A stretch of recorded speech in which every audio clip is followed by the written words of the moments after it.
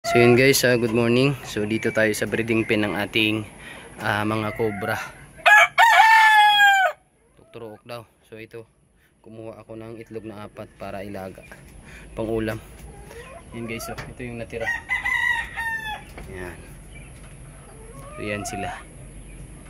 So bali dito sa kabilang breeding pen pala guys is naglimlim na. Yan. So ito yung ating shamu. And then yung nagpalahi nito is yan yung cobra natin. Yan guys, so sa 28 mag-hatch na to. Yan yung kanyang itlog. November 28. So sana may mga cobrang lalabas dyan na cobra or naked neck chicken. Yan guys, punta tayo dito sa kabila. Ito, may naglilimlim din tayo dito. Yan, isang cobra din. So nanay ng cobra na yun na black. Yan, mga itlog ganito guys. Yan. So sa kabila wala. So dito lang sa labas to ang ating Bracot Ganoy. Yan. Okay, so yung ating Shamu Jutako. Yan, may cobra din tayo dito.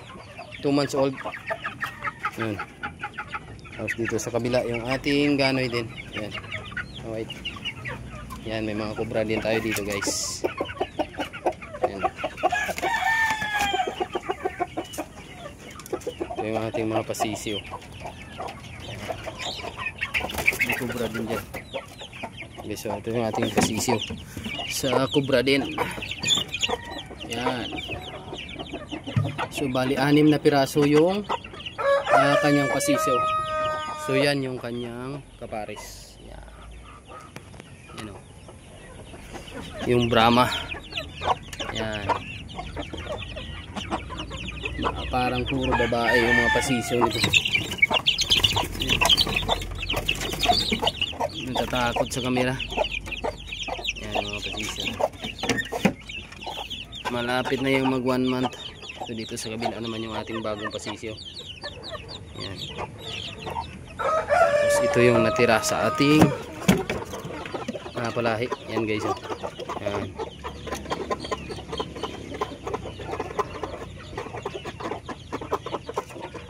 Yan. 3 na lang. Puro babae.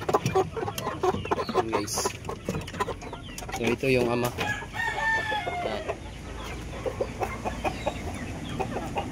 So meron pa tayo ditong upgraded. Yan. Upgraded na native. Yan yung isa. Yan guys.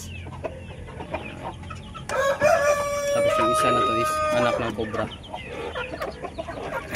Ganda din yung katawan. Yan guys.